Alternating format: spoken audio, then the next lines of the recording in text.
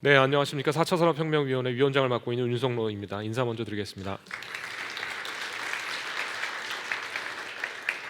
제가 현재 직을 맡게 된 지는 한 7개월, 8개월 정도 됐고요. 원래 본업은 이제 서울대학교에서 빅데이터하고 AI 그리고 관련된 응용들을 연구하고 강의를 하고 있습니다.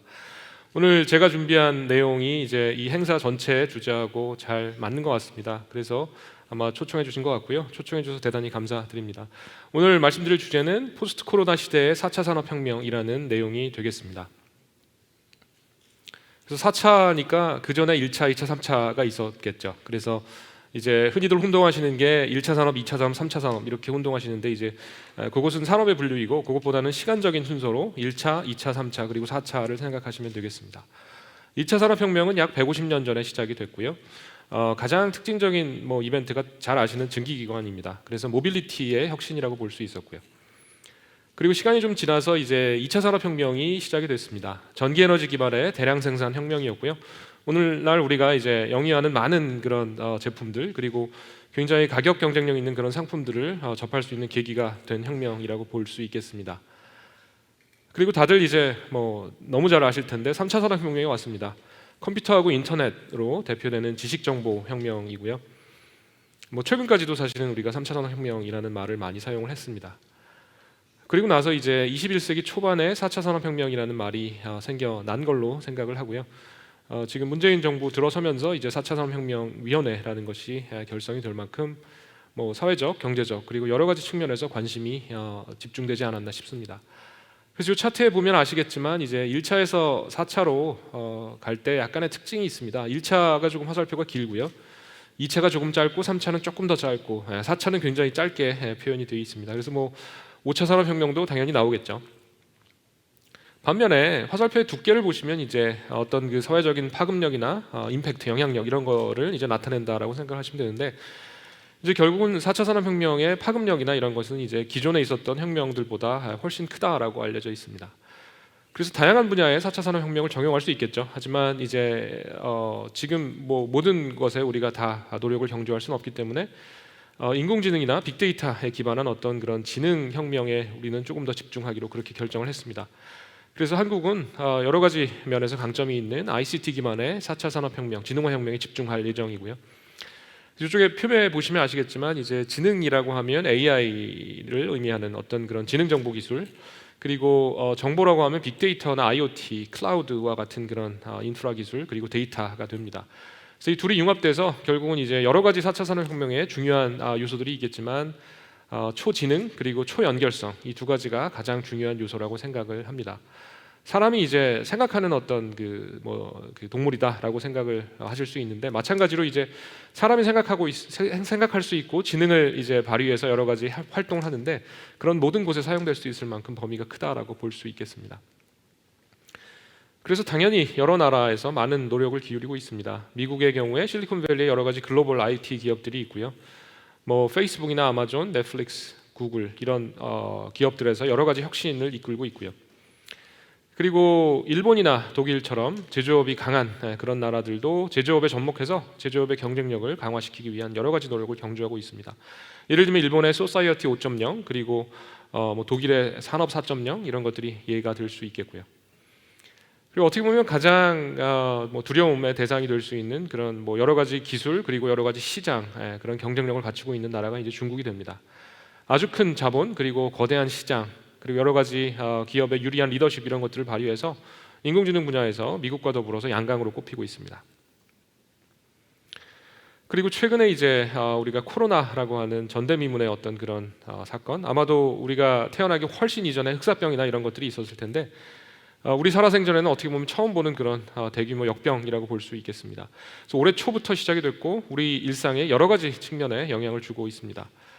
그래서 재난의 일상화를 우리가 경험하고 있고요. 물론 미세먼지로 인해서 예년에도 사실은 우리가 많은 고통을 받았습니다만 올해처럼 이렇게 정말 전방위적인 압박이 있었던 적은 없었던 것 같습니다.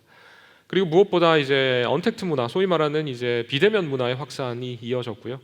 이로 인해서 관련된 산업의 발전이 촉진되는 계기를 낳기도 했습니다. 잘 아시겠지만 마이크로소프트 나델라 CEO가 지난 2년간 우리가 시도한 것보다 지난 2달간 우리가 이룬 것이 훨씬 많다라고 할 정도로 어떤 이런 비대면 산업의 발전 그리고 디지털 트랜스포메이션의 촉진에 아주 큰 영향을 주었다라고 볼 수 있겠습니다. 그리고 무엇보다 산업적으로 중요한 것이 글로벌 밸류 체인의 변화가 되겠습니다. 우리가 아까 제가 문두에 말씀드렸지만 이렇게 가격 효율적인 그런 상품들을 우리가 사용할 수 있는 이유 중에 하나가 국제적인 분업 같은 것들이 가능했기 때문입니다. 하지만 코로나로 인해서 이동이나 분업, 국제적인 협업이 제한이 되면서 글로벌 밸류 체인에 큰 변화가 감지되고 있습니다. 한마디로 표현드리면 뉴 노멀의 시대라고 말씀드릴 수가 있겠죠. 자, 그래서 요 직전에 박윤영 사장님께서 한국판 뉴딜을 언급해 주셨는데요. 그래서 대통령이 지난 7월 14일에 대국민 보고대회를 가졌습니다. 그때 나온 내용인데요. 이제 향후 5년간 약 160조 원 정도가 투자될 예정이고 그리고 약 190만 개 정도의 일자리를 창출하는 것이 목표라고 보시면 되겠습니다. 그래서 코로나라는 어떤 그 위기를 맞아서 저희가 극복을 하고 그리고 사실은 한국이 갖고 있는 여러 가지 장점을 살려서 새로운 도약을 한 번 더 나가기 위한 그런 계기라고 생각을 해주시면 되겠습니다. 그래서 사실은 이제 디지털 뉴딜이 한국판 뉴딜의 중요한 꼭지가 됩니다. 그 외에도 뭐 그린 뉴딜이나 아니면 소위 휴먼 뉴딜이라고 불리는 일자리와 관련된 내용들이 있습니다만 이제 가장 중요한 꼭지가 디지털 뉴딜이라고 생각을 합니다. 그 중에서도 이제 많이들 아실 텐데 DNA라는 용어로 우리가 부릅니다. 생명체에서 DNA는 생명 정보를 저장하는 가장 중요한 물질 중에 하나인데요. 거기에 빗대어서 D는 데이터, N은 네트워크, 그리고 A는 AI를 상징합니다. 그래서 이 DNA 기술을 써서 예를 들면 우리는 코로나를 성공적으로 대처해오고 있고 K방역이라는 사례가 뭐 해외 언론에 여러 차례 보도되기도 했습니다. 그래서 결국은 혁신 성장을 위한 한국판 뉴딜이라고 보시면 되고 여러 가지 목표가 있겠지만 그 중에서도 디지털 뉴딜의 세 가지 목표를 한번 말씀드려보면 이제 많은 경우에 AI 서비스를 제대로 하려면 데이터가 많아야 됩니다. 데이터는 원래 존재하는 데이터이거나 아니면 새롭게 만드는 데이터이거나 원래 존재하는 데이터라고 하더라도 그것을 오그멘테이션이라고 하죠. 그래서 조금 양을 불리거나 없는 데이터의 경우에는 이제 뒤쪽에 잠깐 말씀드리겠지만 아주 고차원 공간에 어떤 데이터 분포를 조작해서 새로운 데이터를 생성해내는 그런 기술들이 이제 많을 텐데요. 어찌됐거나 AI의 성공적인 안착 그리고 넓은 확산을 위해서는 데이터의 구축이 핵심적입니다. 그리고 두 번째로는 이제 결국은 이제 사람이 중요하고 이런 AI와 디지털 전환을 이끌어 나갈 인재들이 필요합니다. 그래서 그런 면에서 많은 수의 핵심 인력들을 양성하기 위한 그런 계획을 내놓았습니다. 그리고 세 번째로는 이제 우리 주변에 많은 SOC들이 있는데요. 그런 것들을 디지털화함으로써 뭐 어떤 재난이나 사고 이런 것들을 미연에 감지하고 관리 비용을 절감하고 결국은 이제 국민 편익에 큰 도움을 주는 그런 목적을 가지고 사업을 추진하게 되었습니다. 그리고 디지털 뉴딜의 핵심적인 축 중에 하나인 데이터 댐에 대해서 빼놓을 수가 없을 텐데요. 이제 뉴딜 하면 이제 미국에서 1920년 30년대 대공황을 극복하기 위한 그런 토목 사업의 일환이었고, 그래서 이제 어떻게 보면 뉴딜 하면 토목 사업, 그 중에서 댐 같은 것을 이제 떠오르실 수 있겠는데요. 그래서 어떻게 보면 데이터 레이크라는 전문 용어도 있지만 데이터 댐이라는 용어로 자리를 잡게 되지 않았나 싶습니다. 그래서 일상생활에서 댐에서 물을 많이 모아서 여러 가지 용도로 사용을 합니다. 공업용수, 농업용수, 생활용수로 다양하게 활용을 하듯이 이제 뭐 5G가 됐건 아니면 자율차가 됐건 스마트 팩토리가 됐건 여러 가지 AI 빅데이터 기반의 산업과 뭐 사업 뭐 이런 것들에 적용할 수 있도록 양질의 데이터 그리고 다량의 데이터를 구축하는 것을 목표로 합니다. 그래서 이런 데이터 댐을 구축하게 되면 이제 비단 뭐 데이터만 모아지는 것이 아니라 제가 말씀드렸다시피 빅데이터 관련 산업, AI 관련 산업, 그래서 여러 가지 파급력이 있을 것으로 예상을 합니다. 그래서 지금 2020년인데요. 차근차근 저희가 이런 그 과제를 수행하다 보면 뭐 5G나 AI 측면에서 정량적인 지표 이런 것들도 지금보다 훨씬 나은 그런 수준으로 향상될 수 있지 않을까 싶습니다. 무엇보다 5G와 AI가 융합되면서 다양한 기술과 서비스들이 창출될 것으로 기대를 해봅니다. 자, 그래서 인공지능에 관련돼서 조금 말씀을 드리면 이제 공학적인 정의는 사람처럼 생각하거나 행동하는 그런 장치를 만드는 일이라고 할 수 있고요. 사실은 수십 년간 존재했던 기술입니다. 1950년에 앨런 튜링이라는 영국의 정보과학자가 생각할 수 있는 기계를 만들 수 있냐라는 질문을 던졌고 논문에서 그 이후에 부침을 겪었습니다. 지금 현재 사용되는 형태의 딥 뉴럴 네트워크의 이론적 우수성은 사실 수십 년 전에 이미 사람들이 생각을 했고요. 하지만 소위 말하는 학습을 할 수 없었기 때문에 이제 최근에서야 꽃을 피우게 됐다라고 생각을 할 수가 있겠습니다. 그래서 다양한 인공지능의 기술이 개발이 되었고 이제 생활 곳곳에 파급이 되고 있습니다.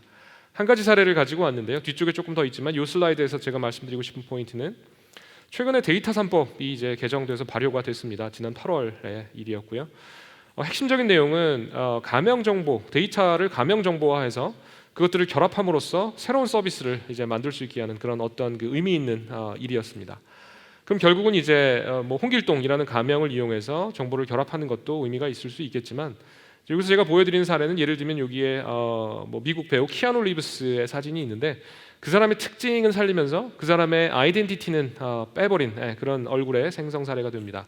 백인이고 한 50대 정도 됐고 수염, 턱수염, 콧수염이 있고 그래서 같은 성질을 가지지만 키아누 리브스라고는 인지될 수 없는 그런 사람의 얼굴로 바꿀 수 있는 이런 기술들이 가능해졌습니다. 그 외에도 사실은 굉장히 다양한 이그젬플들이 있습니다. 그래서 제가 학교의 수업이었다면 여러분께 1년 동안 그 강의를 할 수 있을 텐데 오늘 짧은 시간이라서 여러 가지 기술, 근데 그 중에서도 핵심은 제가 생각하기에는 이제 우리가 사람으로서 인간 대 인간으로 커뮤니케이션 할 때 사용되는 많은 종류의 데이터는 굉장히 고차원 데이터입니다. 그래서 뭐 변수로 치면 굉장히 많은 수의 변수가 표현을 위해서 필요한 그런 데이터가 되고요.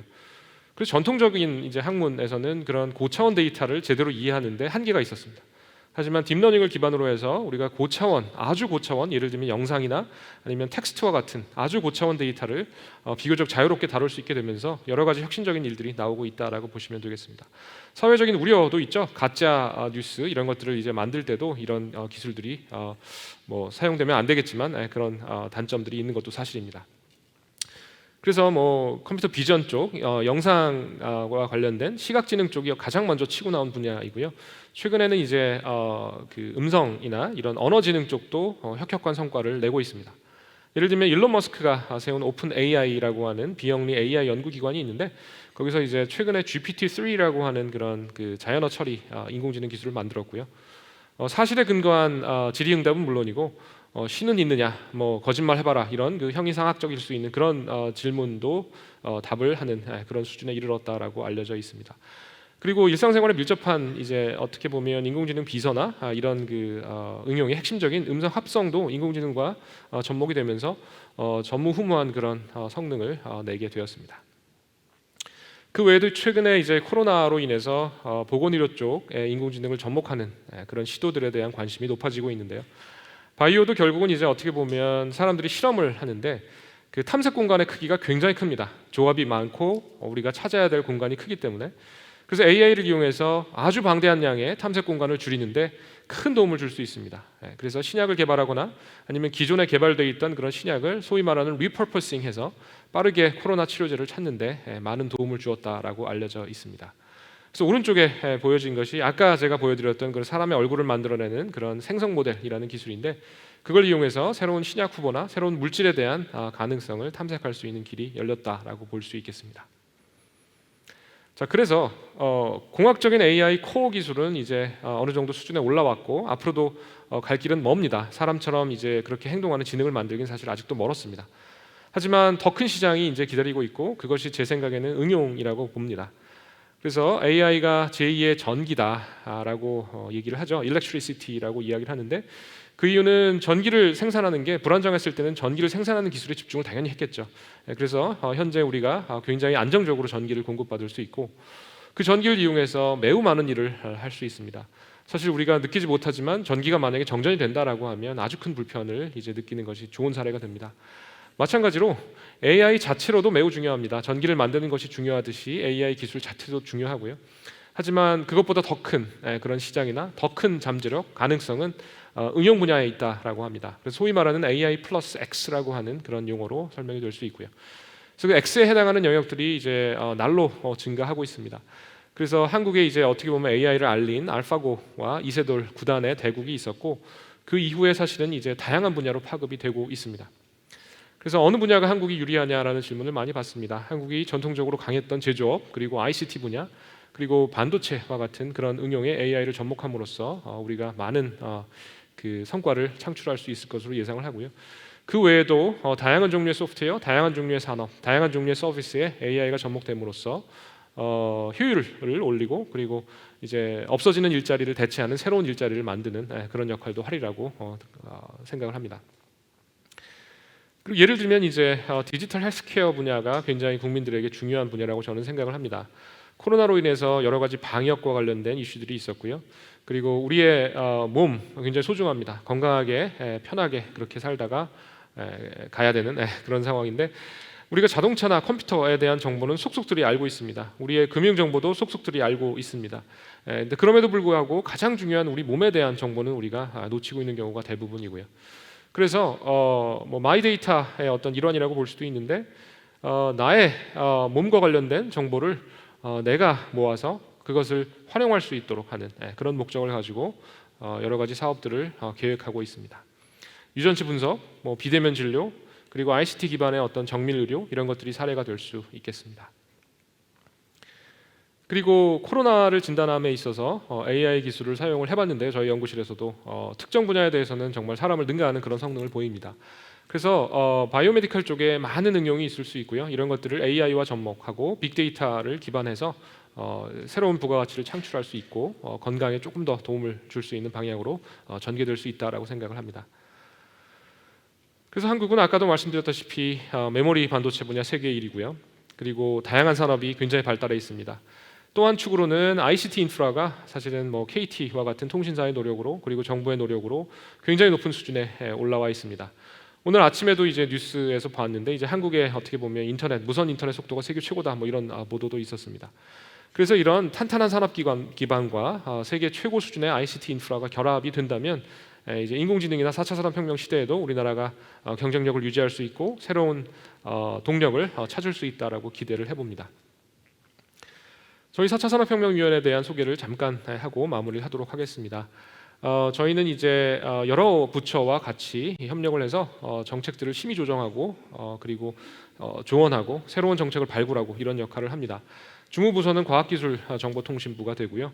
그 외에도 기재부, 중기부, 산업부, 행안부, 국토부, 교육부 등등 다양한 부처와 협력을 진행을 하고 있습니다. 그래서 범부처 정책심의 저희의 가장 큰 임무 중에 하나이고요. 그 외에도 스마트시티나 디지털 헬스케어와 같은 그런 투기를 운영하고 있고 교육과 관련된 에듀테크 TF도 저희가 가지고 있습니다. 정책 권고를 강화하고 있고 그리고 이제 이해 당사자들 간의 어떤 토론회장, 소위 말하는 끝장 토론을 통해서 사회적인 합의를 도출하고 한 걸음 더 나갈 수 있게 해주는 그런 해커톤도 진행을 하고 있습니다. 참고로 어제 오늘 사실은 저희가 8차 해커톤을 개최를 하고 있고요. 그리고 11월에 저희가 AI 정책과 관련된 국제 컨퍼런스를 개최할 예정입니다. 그래서 많은 관심을 부탁드리고요. 그리고 마지막으로 사실은 이제 홍보나 아니면 국민이 체감할 수 있는 그런 AI에 대한 성과나 이런 것들을 알리는 데도 저희가 노력을 기울이고 있습니다. 저도 이제 공학자로서 혁신적인 그런 기술을 개발하는데 어떻게 보면 짧은 생을 바쳐왔고요. 그래서 기술적으로 보면 혁신이 굉장히 중요합니다. 그래서 혁명이라고 레볼루션이 기술적으로는 정말 우리가 추구해야 될 바이죠. 하지만 그것을 일상생활에 녹여낼 때 생각을 해보면 너무 급격한 변화는 이제 많은 불편함과 문제를 야기할 수도 있습니다. 사회적으로는 에볼루션이 조금 더 바람직하지 않나라는 생각을 하고요. 레볼루션과 에볼루션 한 글자 차이지만 사실은 큰 그 격차가 있습니다. 그래서 그 간극을 메꾸는 것이 저희 4차 산업혁명위원회의 미션이다라고 생각을 하고 열심히 활동을 하고 있습니다. 네, 경청해 주셔서 감사합니다.